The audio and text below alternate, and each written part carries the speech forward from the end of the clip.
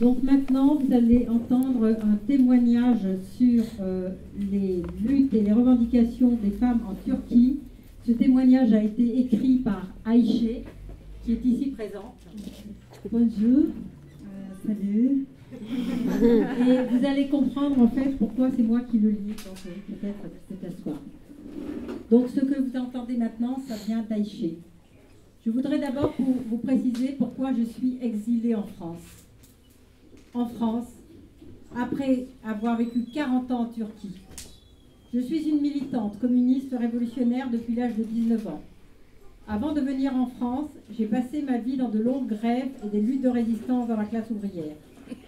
J'ai commencé ma vie ouvrière dans un atelier de textile au rez-de-chaussée d'un immeuble en 1986.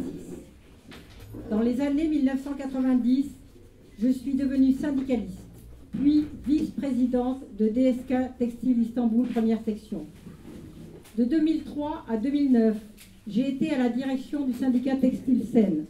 Étant une ouvrière, j'ai pris toute ma place dans la lutte des femmes. J'ai été incarcérée 6 fois et je suis restée en prison plus de 3 ans. Le 7 mars 1999, j'ai perdu mon mari, Süleyman Yeter, syndicaliste et leader prolétaire, qui est mort sous la torture, cette arme politique de l'État fasciste. J'ai poursuivi le combat contre la torture en demandant des comptes au tribunal pendant 5 années. Je n'ai pas renoncé à mes idéaux de révolution et de socialisme malgré les atroces tortures que j'ai subies. J'ai donc dû m'exiler en France à cause de la peine de 6 ans et demi que l'État m'avait infligée. Je vis en France depuis juillet 2011 où j'apprends le français. Je veux faire partie de la lutte des femmes dans mon pays, dans le monde entier, contribuer à apporter des solutions. Bien évidemment, si je suis amnistiée dans mon pays, j'y retournerai. Je ne dois pas oublier de dire que je souhaite retrouver mon nouveau compagnon qui se trouve depuis 6 ans en prison en Turquie. Ici, je suis des cours de français et je remercie la camarade Marie pour son aide. Alors maintenant, voici donc ce que nous dit Ayşe. Vous avez entendu donc la militante courageuse qu'elle est. Voici ce qu'elle nous dit sur la situation des femmes en Turquie. La Turquie se trouve parmi les pires pays au monde concernant les conditions de travail pour les femmes. Les capitalistes courent derrière le profit. Ils ont besoin du travail bon marché et de qualité des femmes dans la production et dans les services. En Turquie et au Kurdistan Nord, le nombre de travailleurs déclarés est de 16 millions, dont plus de 10 millions d'ouvriers. Quant aux femmes salariées, leur nombre officiel est de 6 millions, mais comme seulement 1 sur 5 bénéficie de la sécurité sociale, elles sont en réalité plus nombreuses. Les secteurs où sont les femmes, nettoyage, tourisme, santé, éducation, elles y ont des postes peu qualifiés. Elles n'ont pas la sécurité sociale, elles travaillent à temps variable. Les privatisations ont encore aggravé ces conditions. En Turquie, il existe une grande différence entre le milieu rural et le milieu urbain. Dans l'agriculture, pratiquement un travailleur sur 2 est une femme, alors qu'elles ne sont que 17% dans les villes, ce sont des femmes diplômées. Dans la fonction publique, un emploi sur 3 est occupé par les femmes. Mais à cause des politiques agricoles impérialistes et de la sale guerre au Kurdistan, le travail dans l'agriculture est en recul et les femmes doivent passer dans les services.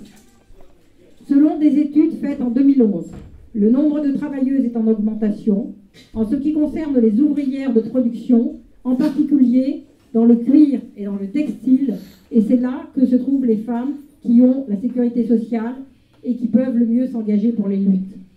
La politique économique et la stratégie industrielle de la Turquie sont conditionnées par la guerre menée au Kurdistan. Même si des investissements se font dans cette région, du fait de la guerre, de nombreuses femmes ont dû migrer vers l'ouest et le nombre des travailleurs y est limité.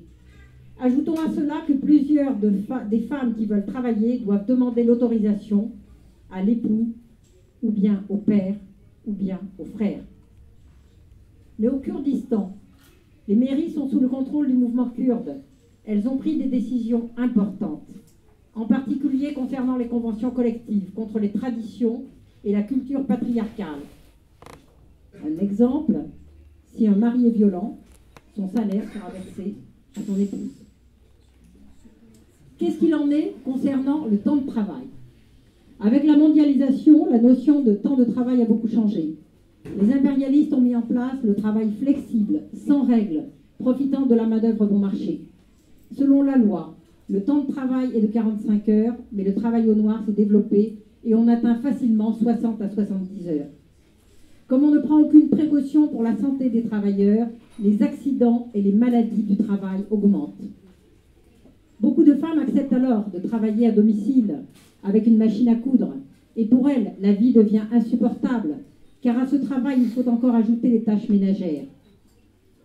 Les femmes doivent produire et travailler sous le joug patriarcal, mettre au monde les jeunes ouvriers pour l'avenir du capitalisme, mais leurs meilleurs moments sont gaspillés. Les salaires, bien sûr, dans plusieurs secteurs, les salaires sont fixés selon les rôles sexistes attribués par la société capitaliste, même si, selon le Code du travail, les hommes et les femmes sont égaux. La Turquie a adhéré en 1951 à la Convention du travail de l'Organisation internationale sur l'égalité. La réalité est bien différente. L'écart des salaires varie encore de 3 à 20%. Le salaire minimum est actuellement en Turquie de 62 €. Et la place des femmes dans la société. Selon la tradition, la place des femmes reste à la maison. Son rôle est avant tout d'être une épouse et une mère. Quand elle travaille, elle doit continuer à assumer ses tâches traditionnelles et son salaire vient juste s'ajouter à celui du mari. Pourtant, la travailleuse se libère. Elle se libère en partie des 4 murs de sa prison quand elle est dans le milieu social du travail. Elle commence alors à prendre des décisions concernant l'économie familiale. Elle est contente du changement qui intervient dans sa position sociale. Elle prend confiance en elle. Son assiduité augmente. Mais les jeunes travailleuses qui ont dû émigrer et qui se trouvent dans des secteurs très durs comme le textile n'ont souvent qu'une idée, retourner à la maison en se mariant pour en finir avec ces abominables conditions de travail. Et les travailleuses, elles hésitent 1000 fois quand il s'agit de s'affirmer syndicaliste et de devenir déléguée. Nous allons comprendre pourquoi. En 1980, le Code des syndicats et des grèves et conventions collectives est entré en vigueur, suivi du coup d'État militaire. Je voudrais citer en exemple 3 obstacles que rencontre une femme qui veut devenir militante syndicale. Là, d'ailleurs, ça concerne aussi les hommes, les syndicalistes. Le premier barrage, c'est celui des 10%. Si 10% des travailleurs ne sont pas syndiqués dans le secteur où vous travaillez, il n'y aura pas de convention collective. Le deuxième barrage, c'est les 51%. Si dans une entreprise, il n'y a pas 51% de syndiqués, il n'y aura pas de négociation avec le patron. Et enfin, le troisième barrage, tout travailleur qui se syndique, qui donne sa démission, doit payer lui-même un juriste pour gérer les problèmes. Vous voyez tous ces barrages. Et ce code du travail des syndicats est vraiment le garant de l'exploitation des travailleurs et met des obstacles à l'organisation des travailleuses. Il faut dire que pour être une syndiquée, quand elle est syndiquée, la femme prend conscience de sa condition ouvrière. Elle prend aussi parfois conscience dans le domaine de la sexualité et de sa vie de femme. Mais ajoutons encore une fois que les problèmes sont plus aigus du fait qu'il faut encore demander l'autorisation du père, de l'époux ou du frère. Et les ouvrières non syndiquées, eh bien, beaucoup ne connaissent pas leurs droits. Elles travaillent dans le secteur informel sans être déclarées, donc des droits, elles n'en ont pas. Alors les droits spécifiques des femmes, le Code du travail a fixé qu'à partir de 100 à 150 travailleurs dans une entreprise, il faudrait une crèche à proximité. Cela n'est pas appliqué. Beaucoup de femmes ne savent même pas que ce droit existe, malheureusement. Et les campagnes et les mouvements de femmes en Turquie hélas, ni même les syndicats ne revendiquent clairement ce droit. Des améliorations ont été obtenues grâce aux luttes des femmes concernant la durée du congé maternité, qui est passé de 6 à 8 semaines, et le père a droit désormais à 10 jours à la naissance. Mais les capitalistes ont développé nombre de contrôles honteux pour limiter la durée du congé des femmes enceintes. Concernant les travaux pénibles dans le textile, les femmes ont obtenu en 2004 5 jours de congé pour règles.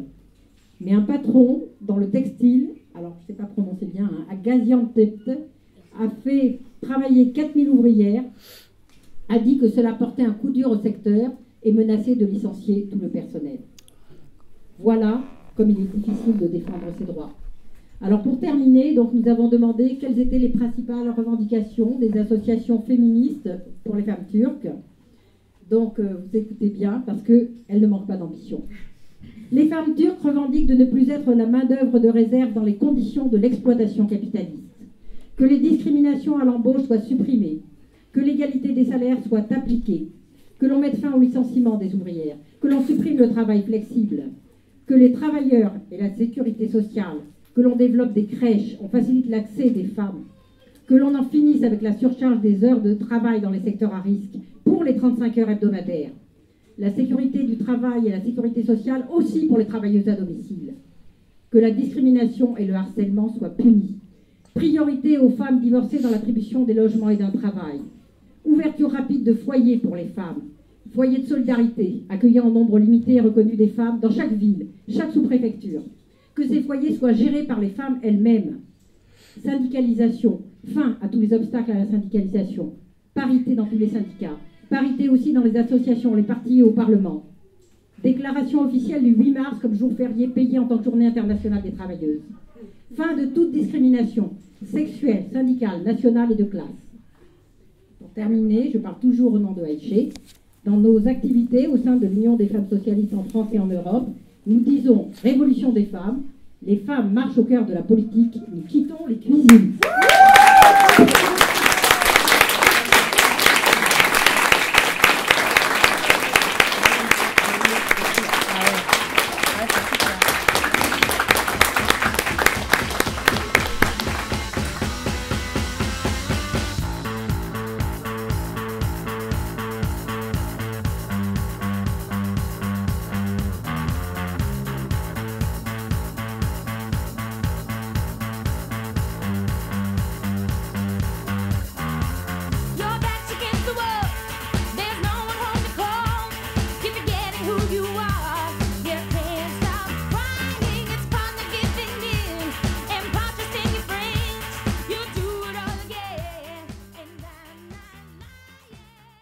Welcome.